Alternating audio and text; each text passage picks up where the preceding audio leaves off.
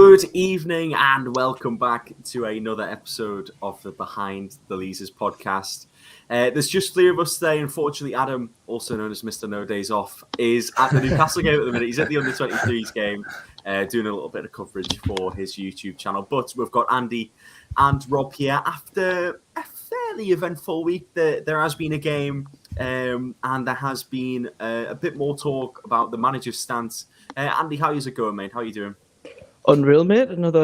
It's always a good weekend when we don't lose, to be honest, and obviously refreshing to see us playing a little bit more, looking like we're going to attack and get goals. And I mean, when you strike a bangs in a goal like that, it's always going to uplift you a bit, isn't it? It's a lovely goal by Callum Wilson. Of course, we are talking about that 1-1 draw with Patrick Vieira's Crystal Palace on Saturday afternoon. It was, I think, a fairly good game when you look at, the story behind the game in terms of it was Graeme Jones' first game in charge. It was his first time really sort of taking over a team for a long time. We've got Rob here as well. How are you doing this evening, mate? I know it's been a bit of a busy one for you today. Yes, I'm good, mate. I was down at the Palace game on Saturday, so that was a really good day. I think it's the last away game I'll be out for a while now, so I wanted to get down there. Really enjoyed it, to be fair. Was out in London on the Saturday as well, so I definitely made the most of the weekend, and then busy day today, so to be fair, I'm ready for bed, to be honest. But no, it's been a good weekend, and as Andy said, Graeme Jones in his first game, we knew it was going to be a tough one with a Palace side who haven't lost at home all season. I thought his first win might have been a little stretch, but I had hoped that would take something from it. And, the main thing was not only was it, I think, a good point, but a fantastic goal and something to cheer about for the fans in the second half, because as we know, we haven't had too much to cheer about. And then when we did, against Spurs, that was only lasted 5 minutes, and then we ended up losing. So, yeah. Of course, you've got to make the most of it when you're down in London. I hope the travelling wasn't too bad for you as well. I think you went the day before, didn't you? Yeah, well, I set it up in a good way so that I wouldn't be on busy trains, so it was okay, to be fair. Fantastic. That's what you want to hear. You said that you were at the game as well. What was the atmosphere like at the game? It was brilliant. I mean, again, as you say, I think the lead into it was good. I think the fact that Steve Bruce had gone, people were talking about, in the pub beforehand, the fact that it's the first time we're not going to have either Ashley out chance or Bruce out chance the first time in 14 years that we've not had a reason to be against the side. You always want to push the team on, but there's always been something in the background going on that's created maybe a little bit more hostile than you liked. But as I say, it was 100% behind the team, and a really good busy atmosphere. The away fans were in full voice before the game. And again, I think Graeme Jones in his pre-match interviews and stuff had a really positive message of just, wanting to push the team on. And I think compared to the Spurs game, we definitely played better. Definitely. Yeah. And, you mentioned it was, of course, Graeme Jones' first game. Were there a few sort of pro-Graeme Jones chants even when Newcastle were losing? I'm not sure, mate, to be honest. There was a lot of noise. I had a few pints by then, so I was trying to keep up with the sing-along. But no, it was good. As you say, that I'll tell you one thing that did happen, to be fair. At full-time, Graeme Jones came over to clap the fans, and it was one of the loudest cheers of the match. Was actually for him at full time, so you could tell it meant a lot to him, and it meant a lot to the Newcastle supporters travelling down to Palace as well. So overall, it was a good day. Again, on another day, I mean, they definitely had more of the ball, arguably with a better side for the vast majority of the game. But I think when we did have the ball, we managed to keep it a lot better. We weren't just lumping it long for a change. And I thought when we did create chances, we actually looked like scoring. Again, I think it's been a big thing for us is basically putting the ball in the net. And I know Wilson's goal came from a set piece, which is a little bit unusual for us to do something like that. But it was a great goal. So definitely some big positives from the game. Of course, Andy, do you echo Rob's comments there just in terms of the way that we played? I know we weren't fantastic on the possession front, but do you think we were maybe a bit more forward thinking when we had the ball? Yeah. We looked like we were going to go forward and do something even when we're we're off the ball. Graeme Jones was saying he was impressed off the ball that we managed to defend well. And to be honest, I'll take just conceding one away from home at the minute. And it's just Graeme Jones, mate. He's just refreshing, and he's communicating with the fans and not having a manager that's looking to come out and be on the attack to the press or fans every week. It was refreshing to see, and you can really see. And I know Steve Bruce like to say he was one of us, but with Graeme Jones, you can clearly see that he is, and it means a lot to him. So I'm glad to see him get this chance. Of course, I think he really conducted himself well, not just in the game itself, but I think in the pre-match interviews as well. Yeah. I know that on Newcastle's Twitter account and on their social medias, he did an interview for the club and for the website. And no disrespect to Steve Bruce, but I think when you listen to Steve Bruce talk, he doesn't really keep your attention for the full interview. But when you listen to Graeme Jones, it's clear that he is a fan of the club, and he really does love Newcastle. He wants to do well, and he wants to stay with the club. Of course, there are looming sort of rumours on which manager could be coming in next. But Andy, do you think he has done enough to maybe keep a little position, or do you think he needs to wait still? Well, I think I would definitely want him to remain at the club. I mean, I don't know if you've seen the massive breaking news at Newcastle today, but Newcastle are training for 5 days this week. 5 days of training. Who would have thought? No days off for Steve Bruce to go down and have a nice little one-night stay at the lakes or anything like that. The lads are in training 5 days. I mean, look, it's Chelsea that we've got next, and they're a fantastic team at the minute. And I mean, I'm terrified after they've just battered Norwich 7-0. I mean, if Lukaku's back and fit against our defence, it's going to be a worry. But it's just refreshing to see us actually go on like a football club for once. And I think the lads, they'll be refreshed to be out in Graeme Jones's after-match press conference.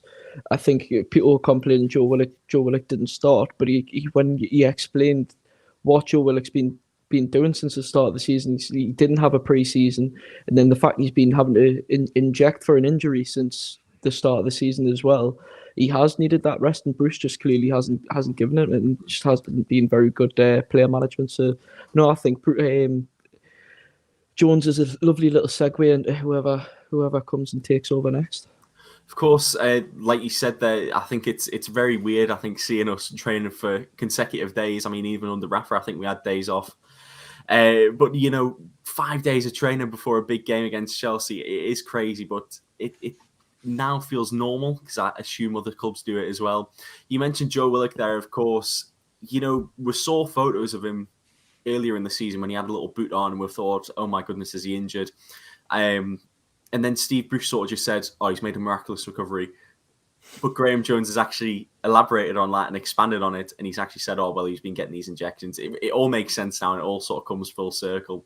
I want to ask you both about the starting lineup as well. Like you said, Joe Willock, Emil Kraft back in the starting lineup as well. Andy, we'll start with you. What did you think of the starting lineup and then the changes that he made as well?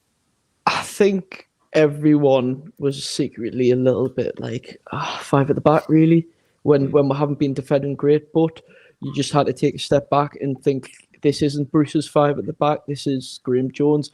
Let's give him the chance and see what we can do. And to be honest, I think to expect a draw straight away. To expect a win straight away would have been every high hopes. But to take a draw now, we're working off like Graeme Jones has said, we've got a decent base to work off now. I mean, fair enough, it's Chelsea next, but any little positives you can take from that game is going to help us move forward and hopefully start picking up the points elsewhere. Of course, and Rob, what did you think of the lineup as well? Like we said, Emil Kraft, who hasn't really featured that much this season, back in the starting lineup, as Andy mentioned as well, 5 at the back. Definitely. Well, again, we're at Crystal Palace at this point. We're in the away end, and obviously we got in early. To be fair, we thought we'd try and enjoy as much of the atmosphere as possible. So I think we were just about walking into the stadium as the lineups came out, and everyone was talking about it. And like Andy says, I think even there the general census was ooh, because we spoke about it beforehand of what Jones would do, and I think at the end of the day our defence has been pretty terrible, and as I've said from the start, we were always going to concede at least one. So I hoped we would go for maybe a more attacking approach and go, look, we're going to concede one, which means we're going to have to score 2. To see that we'd gone 5 at the back and that Kraft was starting, and I was a bit dubious. But again, I thought we did okay. I mean, it's tough. Graeme Jones, and again, speaking about what I hoped for from that game, you think Graeme Jones had, 72 hours to try and do something with a side that's played terribly all season. He hasn't really got the chance to put in a new method or a new ethos or anything. All he can really do is pick up on little points and say, let's try and do this better, let's try and do that better. And one thing Graeme Jones spoke about a lot was the fact that there needs to be a team who are going to work hard for the whole game. As we saw against Spurs, we played well for 10 minutes and were terrible for 80. I think the game against Palace, again, they had more of the ball. I'm not afraid to say I think they were the better side for large portions of the game, but I definitely think we were better than we have been. And I think just the effort showed was much higher than in previous. And do you think, like I just asked Andy as well, that Graeme Jones might still have a future at the club after this game and maybe after the Chelsea game as well?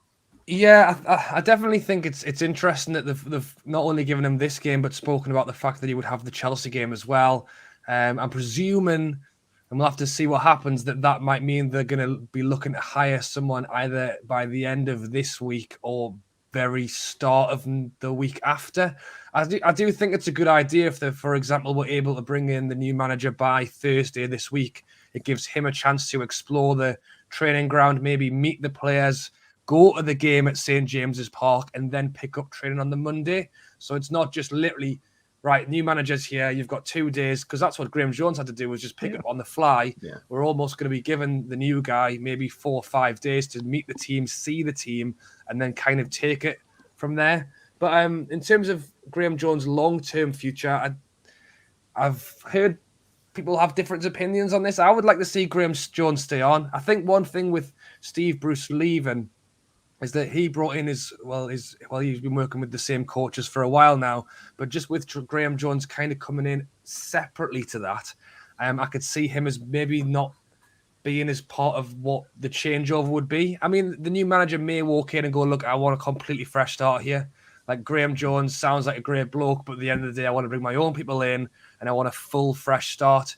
And I don't even think Graeme Jones can argue that. But one thing I do think is that he's not only made a name for himself with the Newcastle fans, but he's also done it globally with England as well. Yeah. So I think a new manager would definitely take that into consideration. And I think he does have the ability to stay with us for longer. It's just whether the new manager wants clean start or not, because I think they may well just get rid of, rather whether they're good, bad or not, they might just say, look, I want to start afresh, yeah. Of course, I think in the little interview he did before the match, I noticed he started rattling off his CV, and I thought maybe there's a couple of people watching this little interview. I mean, fair play to him. He has done a lot, and he's a highly credited coach, manager, whatever you'd like to call him. Something as well I noticed is that both Amanda Staveley and Mehrdad were at the Palace game as well, so that's obviously the second consecutive game that they've been to. Do you think it's quite good, both of you, that they're attending these games and not sort of just being like a backseat? Well, absolutely. It's shown how interested they are in the club, and they obviously like being around it. I mean, when obviously I did that piece outside the training ground when Bruce went, and the fact they stopped, they do show the interest in, and they're taking pictures with fans and stuff. Like, it is so refreshing to see. Like I said before, we are running like a proper football club, and it does feel like a community. And the fact they continue to have good communication with the fans as well, which is something we haven't had. I mean, we got that ridiculous statement at the end of August about our transfer policy for the summer just gone. So it is absolutely so refreshing, and just it gives you the confidence that, look, we've got this dry period. Like, there's nothing much you can do until January when you can't bring players in. But the communicating, they're showing what they want to do with the club straight away, and I'm all for it, and hope to see more of it. Of course, Rob, what did you make of their appearance at the Palace game as well? Of course, not just at home games, but at away games as well. No, I think it's brilliant. I think Andy made a great point there, the word community as well, and actually bringing the fans back together and enjoying the games again, because as I've said, and I'll keep saying it, we've played rubbish football in the past. We'll play in it now, and we probably will in the future. Even with an investment, you still look Manchester United. They've got Ronaldo, the best player in the world, and still lost 5-0. So we are going to have these days. We are going to have bad days. But the issue for us for a long time was the only thing you were going to the football really was the football, because the community was so broken. No one was a fan of the owner. No one liked the manager. The fans were fighting internally over whether we should boycott or not, and all this kind of stuff. And really, there was, I think, it was so strange. After that Wolves game, I think I've never been so attached from Newcastle United, despite going up to St James's Park week after week. Really, what I was doing was going to meet my mates to have a chat, because the football was terrible, and so was everything else. And it's so strange that after that Wolves game was literally the takeover. I think it almost came at just the perfect time before. I think I held on a lot longer than some, because people have been given season tickets away for a while. And I don't think I ever would have done, but it was certainly at that point when I was like, this is actually getting really bad. So to answer your question, yes, I think it's brilliant. The new owners have come in, and it's the owners, it's everything. It's Graeme Jones interviews were getting posted on, the NUFC social media outlets, like Bruce's never was. And I just think they're trying to really try and connect people again, which is it's as big as anything else, just because you're in the Premier League. It's obviously great to watch, but you look at lower league sides and people still go and enjoy the football for what it is, and kind of be in the community. And that's what we want to have here as well. And the new owners are clearly trying very hard to do that, which I really appreciate.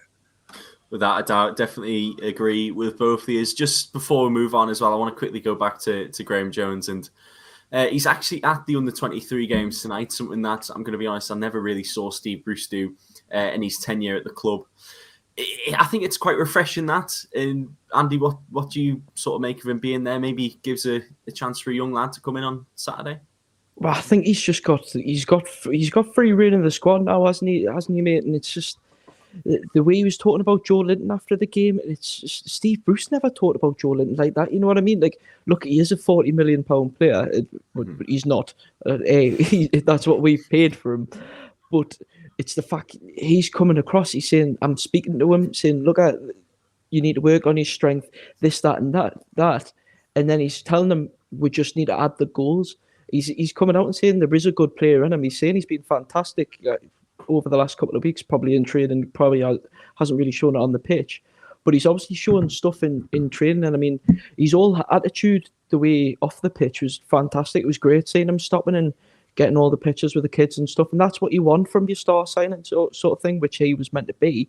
So if he can bring that onto the pitch, what he's showing off the pitch and in training, then I'm all for it. Look, he's our player. I want to see him succeed. I'm not going to be like totally negative and just say like, just get rid, when coach and staff are saying that there's a promising player still there. Of course, and I think everyone wants him to be a fan favourite, doesn't he?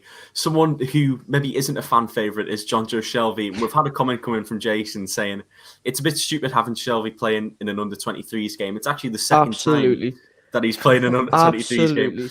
Don't understand it at all. Rob, what do you make of Shelvey playing? And do you think it's maybe because he might feature against Chelsea? Well, I think the Shelvey train is well and truly left the station for me. I've had enough of him now. I think, for so long he's everyone, and it's we've had the same conversation for years, basically since we've come up back from the Championship. He had a fantastic Championship season because again he's a guy who can, when he has time on the ball, he can make something happen with it. Playing in the Newcastle side where we don't have any of the ball, and he's having to do more defensive work than he'd like to, he's never going to look as good. And I think, again, people understand that, when you're at a game and we've got 20% possession, you understand that people aren't going to look the best. But I think that's where people fall out of love with Shelvey, is the fact that he doesn't want to do the dirty work. He wants to come on the pitch when we're already winning 3-0. He doesn't want to be on there when things are going wrong. I think maybe Jones is just trying to give him a bit of more time on the pitch before he gives him another go. I really don't know, unless he's just said to him, look, I've had enough of you as well, go and sit over there. But either way, I'd be very interested to know who of the squads altogether, to be honest, that the new manager, the new owners want to keep come January, and then especially in the summer, because I think January we'll maybe do 3, maybe 4 if we're lucky new players, and obviously that'll mean we'll have to drop a few out of the squad. But I think the summer will be the one when we'll see a lot of people go, and I think Shelvey, at the moment for me, would be one of the players who really is top paid player at the club. He really doesn't deserve it for me, so I think I would seriously look at letting him go unless he uses the chance with the other 23s to get a bit of form and can have a better end to the season. But based on the last few seasons, I mean, basically because we've got no one else, he's managed to keep his place in the team and picked up his wages every week. You know, if we were a competitive side trying to do anything other than not get relegated, I think I would have seen Shelvey go 2-3 years ago. Yeah. I completely agree. And, we're talking about his possible impact in the under-23s. They've actually just conceded to make it 3-2 to Wolves. So I don't know if he's still on the pitch or not, but he's clearly not probably making trying to that kick much kids of up an a height, man. That's probably all he's doing. I mean, you look at when he came on against Tottenham, right? He played in the under-23s the game before. You come on and look so off the pace and only play 20. Get yourself sent off after 20 minutes of football, and he just looks so sluggish. Like he was chasing himself around, really tripping over his own feet, and then gets sent off. And the fact that he's leaving training 40 minutes before anyone else has came out the gates as well. I mean, I don't know if he'd had an emergency or anything, but Adam, who's there quite a lot, says that it's the regular occurrence. He should be nowhere near playing with the academy. I wouldn't want him anywhere near. He's obviously a terrible influence at the club. And you look at the effect he has on... Sorry, I'm going off on one. You look at the effect he has on Sean Longstaff. When Sean Longstaff plays without Shelvey, he's a much better player. He's got confidence because Shelvey's just apparently a terrible influence on and off pitch. I think what was it? The Watford game where Sean Longstaff had an absolute blinder. I think that's probably the best example of. He did. It was a good goal as well. No, I completely agree with you. I think you've got to flog Shelvey in January. We don't need to save money or anything now. So mutual consent. Give him a few quid. Don't mind. Just get rid of him. And speaking of January as well, there was a few tweets that I saw, Andy. I know you quoted the tweet of it. Just talking about the finances that Newcastle could have in January. It's looking all right, lads. £200 million potentially. It's the one favour Ashley's done, isn't it? With not spending, that we have kind of built up a savings pot of just financial fair play. I'm just gonna have to sit down and go, yeah, fair enough. Crack on. I think you referred to it as a war chest, didn't you? And yeah, I'm not sure. Yeah, we're going to need to get in the bloody war by the time it comes to January, aren't we? I'm not sure if it's all going to be used on transfers. That might just be for the club to spend as a whole. Correct me if I'm wrong, but if it is £200 million, we are really looking quite good for January and possibly looking to stay up, lads, aren't we? I think with January, you really want just proven Premier League players, quite like... I mean, we hoped they would have had a better influence than what they did when we brought them in, like Shelvey and Townsend when we brought them in the season we went down. Townsend was fantastic, and Shelvey's just Shelvey. No, I forget the likes of Lingard's been one of the ones. Ruben Tarkowski's a great centre-half, and we need a centre-half. But what we really need and what I really want us to see, maybe rumours start to appear now, is a proper central midfielder, someone that can hold the middle of the field, because that's where we're lacking at the minute, and that's why we're not creating as much as we should be, because we've got nothing in the centre of the park. I know he might not be a holding midfielder, but how would you feel about Donny van der Beek joining Newcastle? Absolutely. He's what an absolute waste he's been at Man United. I was a big fan of Ajax. I'm a big fan of Ajax anyway. I love their whole way of things of building their youth players and stuff. And that campaign when they unluckily went out to that small team from North London, I'm just sending fire shots off anyway. Yeah, but Donny van der Beek in that Champions League campaign was fantastic, and he'd be a great player to add, even if it was an initial loan with option. I mean, Man United aren't using them, so why not? I think he would definitely be a great addition. I mean, look what we've got. We'll have the money, definitely. Rob, Andy's comments there, it seems like we're looking at positions all over the park, but would you be happy with a player like Donny van der Beek coming in?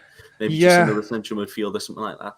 No, when you asked the question, I swayed a little bit, and I think Andy actually got onto what I was thinking in my head, and it was that, the The only thing that worries me, and it worries me with, like Lewis, our only fit left back, we still don't play him. So I'm thinking, well, there must be something going on there. Like, we're not just not playing our only left back for no reason. So then I think, what is Van der Beek doing at Manchester United in training that none of us are seeing? Because surely Ollie, well, who knows? I was going to say, surely he's not that daft to not play a fantastic player if he is, you know what I mean? But what Andy got into there was the loan side of things as well. I've got a feeling someone like Jesse Lingard, although he may well want to go to us, I think his contract actually ends in the summer anyway. So I know we could well offer him a big money deal that he may well want. But if I'm correct in believing, I think what he's actually trying to do is run his contract down and maybe go somewhere abroad like Juventus or try something new. But for me, to bring him in literally just for the rest of the season, just to have that more experience, we'll give Manchester United his wages, whatever. He's not getting the game anyway. Same with Van der Beek and same with a lot of players. I've spoken about, obviously it's great if you can have your long-term plan tomorrow. If we could have that 10-year plan in our hands tomorrow, that's brilliant. But at the same time, making decisions tomorrow for the next 10 years is a big decision to make. Yeah. I don't think there's anything wrong with having a short-term plan and then the long-term plan. And for me, the short-term plan would be going out and trying to bring in these good, experienced players on loan deals where maybe basically go and tout around the top 4-6 teams and say, can we just have your bench on loan? We'll pay you the wages. We'll give you that £2 million loan fee. Jesse Lingard, for someone whose contract ends in 6 months' time, how much are Manchester United going to try and take from us for him? I think they're going to probably say 25-30 million. And for someone whose contract ends in 6 months, just seems outrageous. But if we can pay a £2 million or £5 million loan deal just to have him for what it is, which is help us not get relegated, and then have a proper summer where we can look at proper deals, that would definitely suit me to the ground. Of course, I think if we were to get Van der Beek and Lingard, it would have to be one or the other if it was loan, because I think you can only loan one player from each Premier League club. You can't have two, so it might have to be buy one, maybe loan the other, something like that. Of course, it's all about January, though. We will move on to the little preview of the Chelsea game as well. We've had a couple more comments in just talking about who would like to start. Someone said, why doesn't Fabian Schär get a start? Very good point. Why doesn't Federico Fernandez get a start? That's my question. Why doesn't Federico Fernandez get a start? I think he is so underrated in the Premier League, not just in Newcastle, but in the whole Premier League. I absolutely love him. Andy, what sort of squad did you bring out for the Chelsea game? I think we are expecting a bit of a hammering, but it's damage prevention on. I think it'll be five at the back again. And like the shit that comment says about Shaw, and I would maybe, as negative as it sounds, I would probably have in the centre maybe have Hayden and Shaw just sitting just in front of the defence, because I think Shaw can play in that holding midfield position quite well. He comes forward with the ball well and distributes the ball well. And Shaw's definitely a player I would like to see come back into the fold. And then maybe play Willock just sitting behind Maxi and Wilson, because the only way we're really going to catch Chelsea is on the counter attack. And I mean, even at the back, Chelsea are quite quick as well. But maybe a back three of would probably have to be Lascelles, Fernandez, and Kieran Clark. And I mean, I still can't believe we've let Lejeune go, to be honest. Because Lejeune was probably the best centre half at the club when he was fit. Like you say about Lewis, I would love him to get another try. I mean, he has shown moments of promise. I mean, that game against Everton last season when we battered them down there and sent tiny arms into a pocket full of rage. But then it's the right back as well. I mean, Manquillo is great at a first time ball in, but is he good at anything else? And I mean, full back is a position I think we've struggled for years, and I can't really picture in the last 10 years any amazing fullbacks we've really had. I might be being a bit ignorant to the likes of Debussy maybe, and I didn't really read Daryl Janmaat, to be honest. He had his days, didn't he? The last great right back I remember I was having was Habib Beye, and then he went to pot when he went to Villa, and just, Santon. I always like Santon because Santon drove forward and he always looked like an inch off scoring. He would always give that long shot effort, and that's what he liked we cutting have. in, didn't he? I haven't seen anyone since Sean Longstaff for us trying like a long range effort, because there's some of them scruffy. That's what we need. Some of the scruffy ones go in. I mean, there was the Kabai. I think it was probably the 2014 season, hit one against Liverpool and did Mignolet from about 35 yards out because you just didn't expect it. But no, I think January three or four is probably the realistic number, but we need a lot more. Without a doubt. And Rob, what would you change from the Palace game going into the Chelsea game as well? Yeah, well, again, the Palace game itself, speaking about what we think we should do to change things, and everyone was getting a little bit, what will Graeme Jones do? But realistically, deep down, it was never going to change too much, just because of the fact that we struggle to get 11 players out as it is, never mind a squad. So, it wasn't going to change too much. And in terms of the defense, if you think about, a few years ago, like Lascelles was doing all right. Clark for what it was doing well as well, stepped in and coming in. Lejeune looked great as well. Shaw was great. And I just think we're looking at these defenders who really have been at the club for a while now. You mentioned it. Lejeune had his injury issues. I think that's why we ended up letting him go. I think Shaw's had some injury issues as well, and just a little bit inconsistent. And I think Clark's just getting older and slower and just more inconsistent. I think Lascelles is just drowning at the minute, because I don't know if it's because he just isn't great at the minute, or is it because he's next to other centre-backs who aren't as quick as him and who's actually in charge of the defence. And then I do absolutely agree. I think Fernandes is the best centre-back we've got. But again, he's getting older. And I just think that these centre-backs who were pretty much, we talk about how terrible our defence is. 3-4 years ago, that was the best thing we had. And those were the players that were in there. They've just got older and slower. And at Premier League level, it just catches you out. Yeah. So to be fair, I think you could probably throw any three of them in and they'll all probably do a decent-ish job. It just depends on what your day is and who you're playing against. Those guys will play great against a Burnley or a Norwich who might play a longer ball because they can stand behind them and head it away. When we played against Wolves and those two slided through balls and our defenders were nowhere near them because they're not quick enough, and the fullbacks we've got aren't that quick either. To be fair, Manquillo's not particularly quick, and neither's Richie, so we've just got 5 slow people at the back. So, we'll see what he can do. I mean, generally, I think the template will be the same. I think he will go with the 5. I think he will keep Manquillo and Richie. And then now that Fernandes has had a week off, maybe he'll bring him back in this week. And then, it's going to be similar going forward. Just hit the ball to Matt St. Max and hope you can cross it in for Wilson. Of course, I think that's been the story of the past few games, hasn't it? That's how we've got the goals. A little score prediction around the room as well. Andy, go first, pal. Oh, I'm going as well. And I would love to see us score, but I cannot see it happening. I'm going to say 4-0 Chelsea. 4-0 Chelsea. 4-0. I think if Lukaku's back fit, I think our defence is going to have a nightmare. Even if we did try and play a really deep line so they can't play the balls behind, I think the sheer pace and power Lukaku has behind him, I think we won't be able to cope. Is that damage prevention as well, 4-0? Or do you think it could be worse? Look, I want to be positive because it's a fresh change for us, isn't it? And with Graeme Jones, I want to see him do all the best. So I think, like I said before, with the Chelsea game, the thing to take away is any little positives we're having it. And we are just going to... Chelsea will probably end the game with probably about 70% ball possession, even if not more, because the way I would say it, I mean, look, I've not done any coaching badges or anything, but the way I would probably play it is to just be purely on the counter-attack. I feel like that suits Newcastle at the bone, though, having a lack of possession. Rob, what's your score prediction, mate? You see, this is where we need Adam on to just give us that. Yeah, it's going to be 5-0 Newcastle. Undoubted faith of just...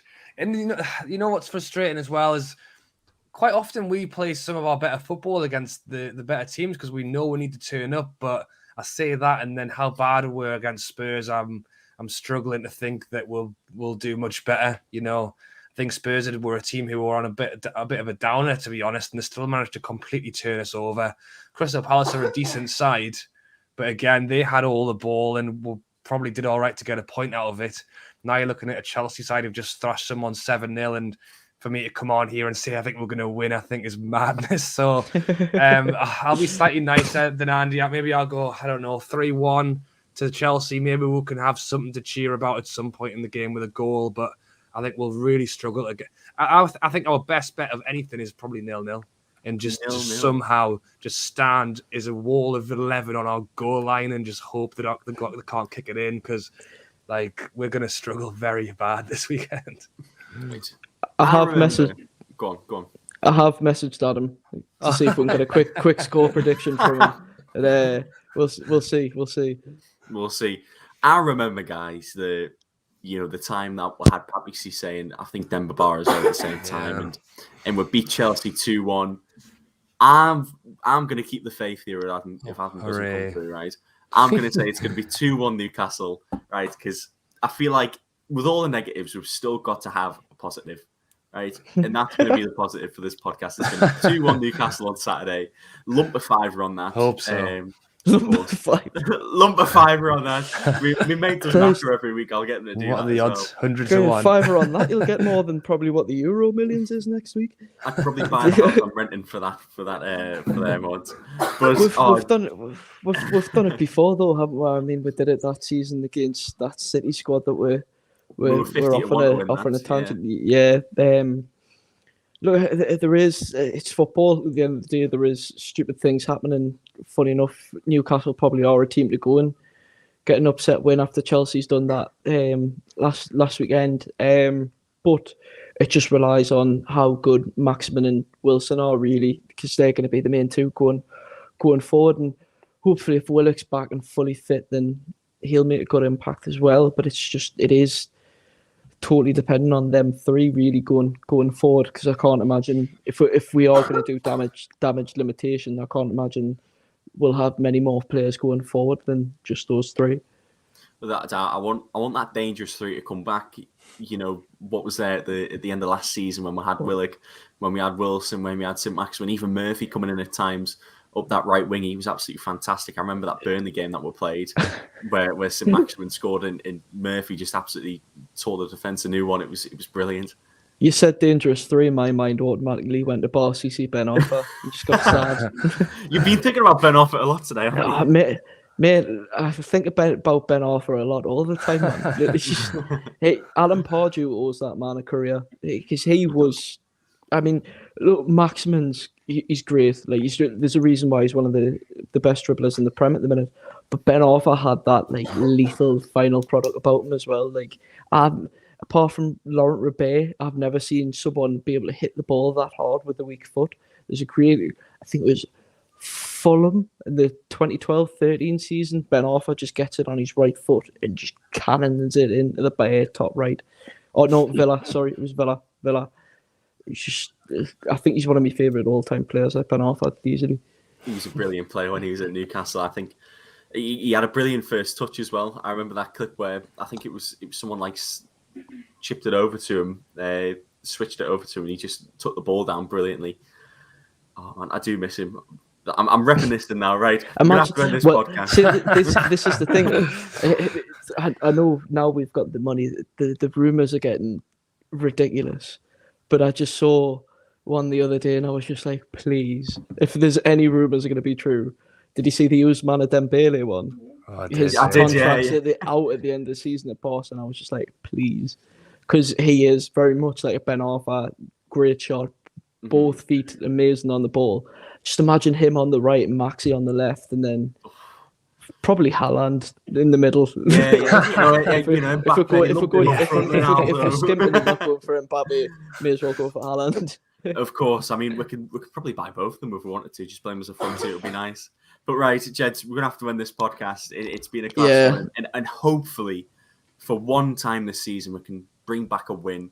And we can talk about a win on this podcast. It doesn't have to be an absolute dominating 5-0 win. It can just be like a scrappy 1-0, a scrappy 1-0 win.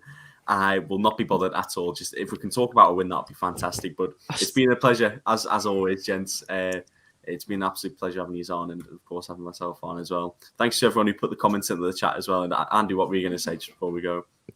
Oh, I still need to order me confetti cannon for when we eventually win a game of football, so I can just set it off, and Get one for pound, man. I'll think it's great when I set it off, and then I'll just sat there and then just think, I've got to clean that up now. Nice. Well, once again, thanks so much, everyone, for coming on and tuning in. We'll see you next week. Bye-bye. Bye-bye. Bye.